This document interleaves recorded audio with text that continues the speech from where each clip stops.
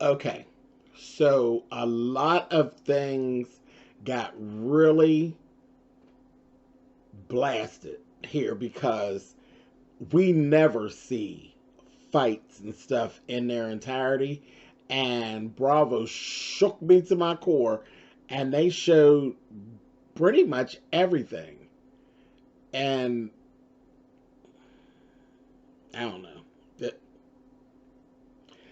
Whew, okay.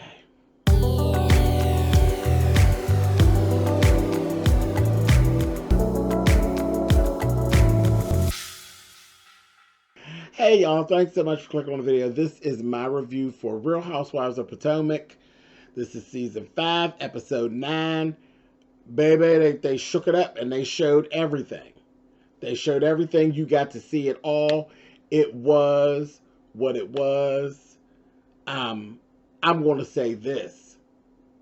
Wendy, if you don't shut the hell up, screaming and yelling like a banshee, I said, nobody's fighting you. Why are you screaming?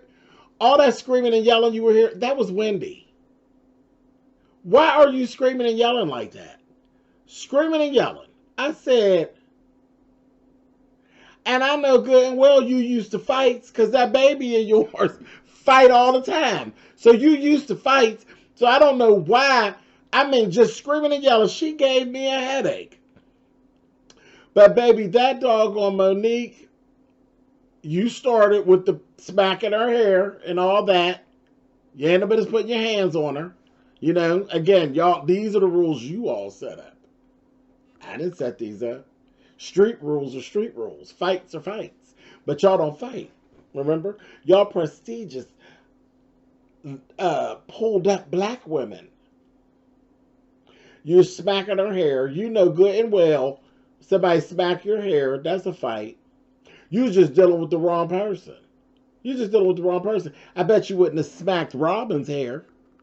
I bet you wouldn't have smacked Robin's hair. Because you wouldn't have got a chance to smack it a couple times.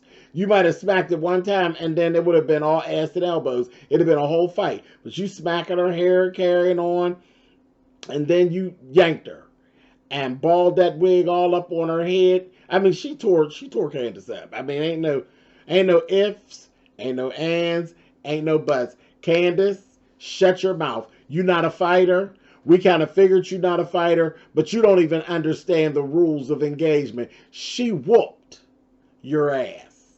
Flat out. She grabbed her. I mean, she moved you.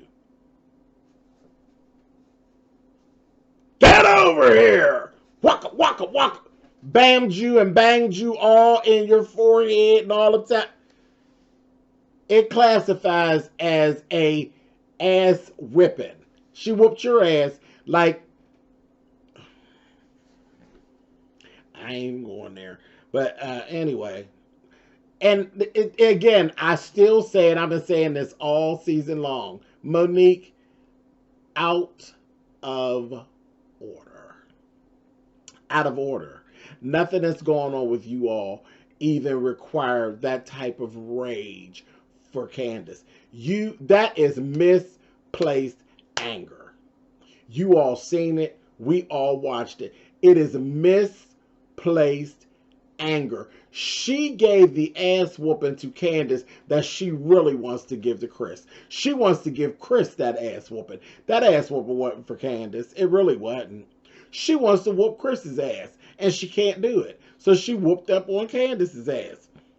I don't know where this is going to go, but this is one time that I definitely have seen on a reality show when somebody whooped their ass and had no remorse. No remorse, no chill. They separated them out. And she's like, what is this on my face? Wine? Yeah. And and her lip was busted because Candiace had her glass in her hand. You know? And that's when you know Candiace don't know the rules of engagement. Because, baby, again, I'm just going to give it to Robin. If you'd have dealt with Robin, you'd have looked like a whole different girl.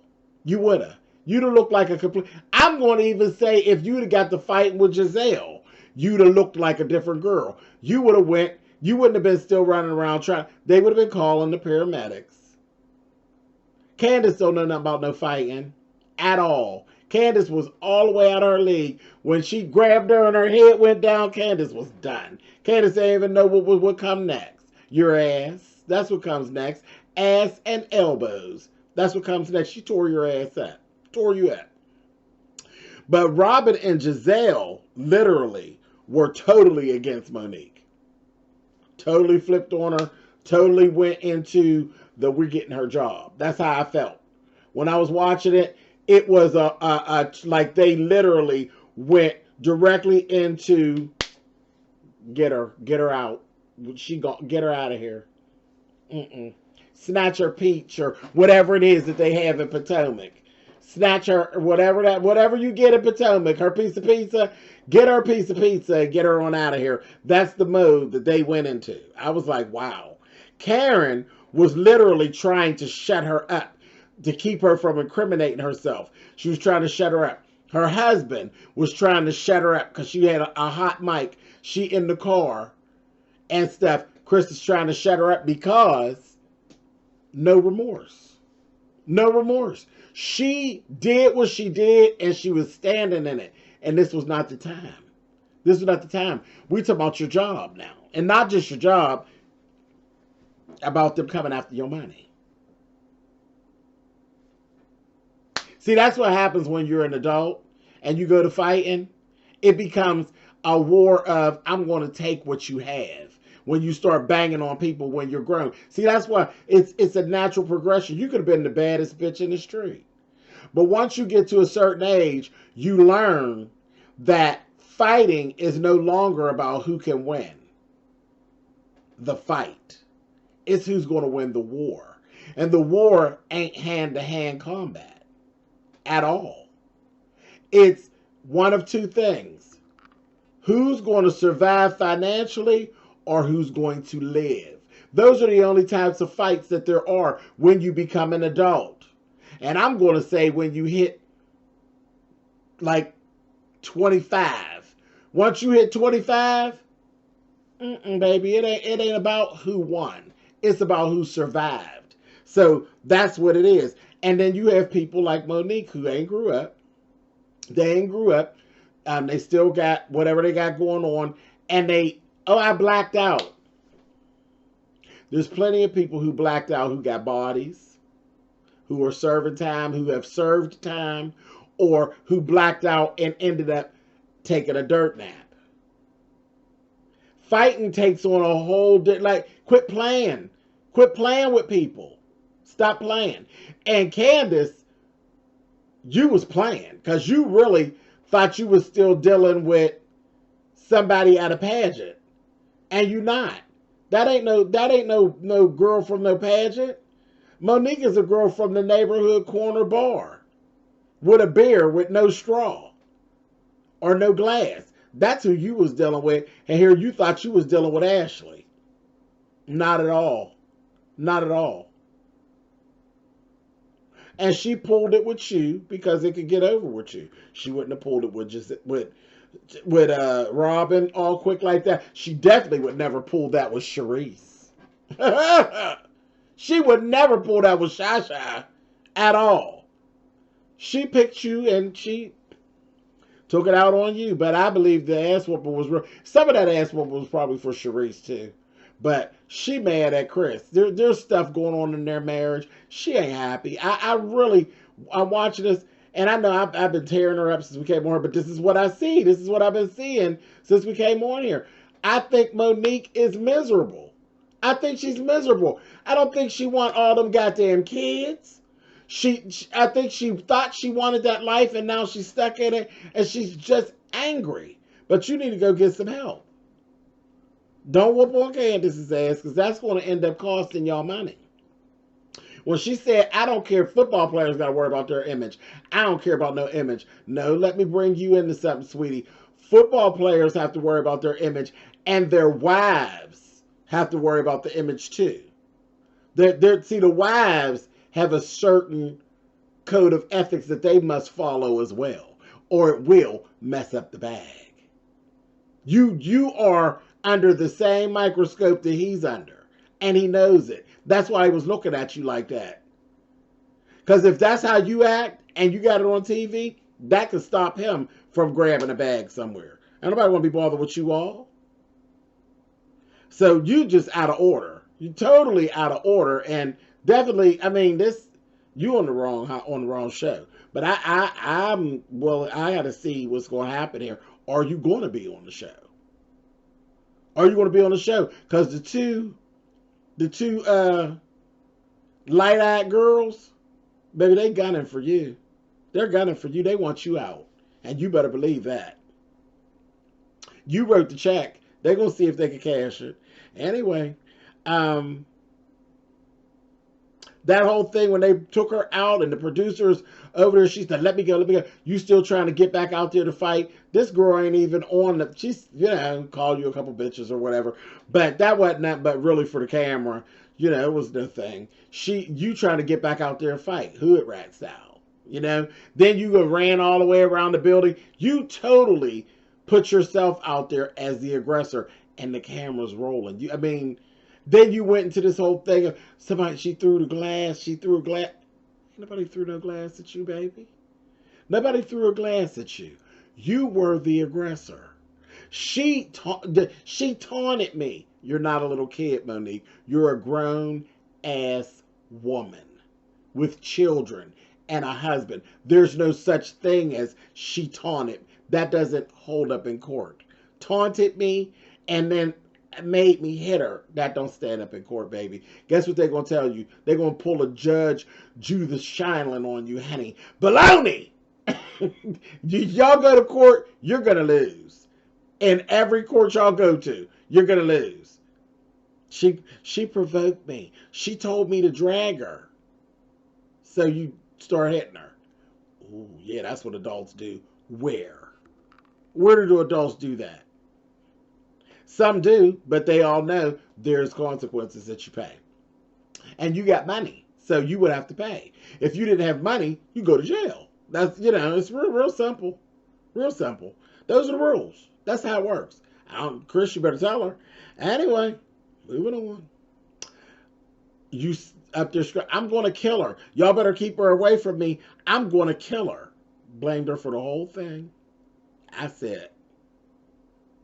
That's why Karen was trying to get you to shut up. You're losing. Hashtag losing. Anyway, moving on. Karen, actually, I believe Karen truly does like both of those ladies. I think she likes them both. And she was really disturbed. I was laughing at her running, getting out the way. But yeah, Karen likes them both. Giselle and Robin want Monique gone. That's just all there's to it. That's what I saw. Y'all tell me in the comments what y'all think. Anyway, I thought it was funny when Karen and Ray were having this conversation about Michael and Ashley and what they got going on. And Ray, Ray don't be saying much, but he said, did he come out and admit that he liked men? I said, oh, Ray. I was like, oh, wow. Mr. Ray is acting a fool this season. I said, okay. Then she took some time to basically talk him. She had to smooth it through because, older black folks don't believe in therapy. They don't. That's just the thing. They believe in what goes on in the house, stay in the house. They really do believe that. But she, smoothed it over with him. She did this little dinner thing with him. That was cute. He was saying about how she don't cook for him and all this stuff and whatever. And I never thought, I remember I kept telling you all that I thought it was all just a storyline, that they weren't really having problems. But I think they really, there does come a time, sometimes people outgrow each other. And the sad part is what I see, they did do counseling. They had a woman that came in. I love her voice. The lady that came in, she is like a radio show and all of these different things. But I love her voice. Like I could just listen to her talk about whatever. But she came in and she helped them to really get down to what their problems were. And that's the first time that I've been convinced that there really is some issues. There's some issues when he told her that he thinks that he loves her. He thinks he loves her. And her little feelings were just as hurt. We have never seen Karen come out of character. Remember, she's the grande dame. She held it together until she got that woman out, when she escorted that woman out of her house. And we seen Karen take her shoes off. I knew then something ain't right. This ain't all for the camera. She took her shoes. We've never seen Karen take off her heels and be walking around barefoot. We ain't never seen that. 5 seasons. She came all the way out of character. I said, no, that's Karen Huger now. That's just old Karen that we looking at now. She took them shoes off and she told him, what was that? And he's like, I tried to give the honest answer. She's like, I understand that. And I understand you being honest, but I ain't got to like it. And I didn't like it. She said, everybody knows that I am deeply in love with you. And you're talking about you think you may love me. You don't love. Her feelings were so totally hurt. But this is what I'm seeing. Listen. Ray is old. Karen is younger than Ray. Like, considerably younger than Ray. And just like other people be in their marriage and they outgrow each other, you two can outgrow each other. And that's what I think I saw in this, where I thought they were just putting on. I think I actually saw that he's outgrown it. And the thing is, you were his trophy wife. You were this young girl that he married and y'all had kids and all these things, but you were this young, supple thing that you're not anymore. You're not anymore. He's still an older man, and you are now the old model. And girl, I don't know what you're going to do, because that's a ugly, ugly place to be, because ain't nothing you could do about it. You're not a young, supple thing anymore. And I don't care what kind of work you get done. I don't care what you decide to put on. I don't care what you decide to do. We already know he got a proclivity for a younger woman. You not no younger woman no more. You're not a younger woman anymore. And that's where I'm like, I hope that's not what's going on, but I think that's what I saw. I think that's what I saw. Like, you don't, come on, baby, light my fire. Like young women, you ain't young no more. I don't know how you fix that. Like, how do you fix that? So this was the first time I actually looked, and I said, oh, maybe this is real. They really having issues. And I'm like, boy, I'm scared for Karen with that one. I don't know. That's what I think I saw. Y'all tell me in the comments, what did y'all see with Ray? And I don't think he wasn't trying to hurt her feelings. I don't even know if he even tapped into that's the issue. But that's where my mind went. He purposely grabbed himself a younger woman, and you are no longer a younger woman. So, yeah, it ain't just about that little thing ain't getting hard. Ain't getting hard because you ain't young and supple no more. Anyway, it's ugly, and it ain't fair, but it's life. Moving on. Giselle and her girls. That was weird. They go to Atlanta, then they don't stay with Jamal. I don't see any type of chemistry between Jamal and Giselle. That I don't know if that is just a storyline, but but they stayed at a hotel because she said, because she wanted to make sure the girls are comfortable, because they're not comfortable with them being together. Neither am I, because I just think it's crap. It's crap. Either it's for the show or something that you want. That I listen. Her dad, they met with the grandfather, and the grandfather said, he's basically has let everything go. I didn't even realize that Jamal had actually cheated on Giselle before they even got married, and the father was not on board. He don't like him, and he didn't even go to her wedding originally. But he has since said he basically was over it, this, that, thing, and the other. They were going for the opening of their restaurant. First time we saw him, they had sat down like the day or so before, and he said, you know, whatever it is, if it makes you happy, then I'm on board. I'm here for it. It's cool, no problem. Um, and then after literally being in Jamal's presence, the father, he backpedaled. He backpedaled. Pussy Pop was like, okay, I'm going to the bathroom. Then he went back there and told him, take this mic off of me, and told him, I'm over this. And this was what was so funny. See, Giselle, they had asked her in a confessional, well, how many kids does Jamal have and baby's mamas? And she's like, I'm not answering that because it's not fair to the other mothers or the children for me to speak their business. I said, that's cool. But then Daddy had a hot mic and he was like, he ain't no good idea. It ain't a good idea for Giselle. That man ain't right. That man got 6 or 7 babies mamas. I said, whoa, whoa, whoa. So Papa had done totally backpedal, and he ain't here for none of it. He took it back. Because he told her, yeah, I'll come to the wedding and all that. After he sat with him, you know how sometimes you think you over something? Then he was up in that Joker's presence, and he was like, let me get out of here. I don't even want no more of this food or none of this. I'm out of here. I was like, okay. So that was that. Paw ain't down for the bullshit. Anyway, so that was that. Michael and Ashley. Ashley completely has Michael exactly where she wants him. Michael, you have screwed up. You've screwed up. Ashley knows in her mind that you are not going to change, that you're going to still want to get down the way you get down. She's saying from the door, I'm not doing that no more. I'm not entertaining it. You're not going to lay with me and other people. It's just, we're not going to do that no more. Period. And ain't no way around it. I don't want to do that no more. And she asked him for a postnuptial. So that if you do it, not only am I going to get the stuff that I have already earned, but I'm going to stick it to you for real. And he's like, yeah, okay. She got him right where she wanted him. He dealing with a whole different Ashley. You're another one like Ray. You wanted you a young little thing, and you had this young girl, and you were raising her to your hand, and she messed around and turned into a woman on you.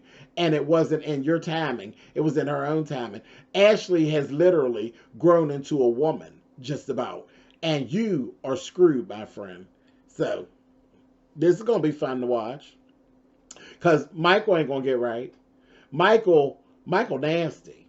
Michael want all his cake, ice cream. He want the little goodie bag at the end of the party. He wants some fresh nuts and some mints.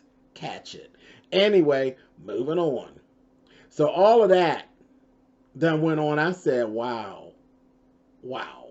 This episode was something else. And then there was an interview. Wendy Williams did an interview with Candiace, and Candiace basically is saying, some things are put together in a way where y'all, some things you see, some things you don't. But I'm still, shit, it's been like a year, and I'm still confused about why she's so mad. I mean, like, I apologize. She accepted the apologies, but where all that anger came from, girl, it's Chris's. It belongs to Chris. Some of it belongs to Sharice, I believe, but most of it belongs to Chris. She is evil and angry with her own life, and she had to whoop your ass. She had to give it to somebody. You got it. Period. But when that doggone Candiace sat and told Wendy, it's all poppycock, I said, not poppycock. Girl, Candiace is a hot clown, Eddie. Poppycock. Anyway, get down in the comments. Tell me what y'all think about this. I know it's going to probably be interesting in the comments, because it's always interesting when we go into who started it, who finished it, and that kind of thing. Because you got the stands. There's going to be some people down there that say, she did not beat her up. Listen, I'm telling y'all now before we even get down there, she whooped her ass. Y'all can say whatever y'all want. Tore her ass up. Anyway, and it just was out of order. It really was for me. It was out of order. And I ain't no Candiace fan, and y'all know it. Not a Candiace fan. Not a Monique fan. But for me, it was what it was. I saw what I saw. She tore her ass up, and I don't think it was warranted. all that banging and hitting, and that wasn't even. Nope. Sorry, but let's talk about it. All right, I'll see y'all down in the comments.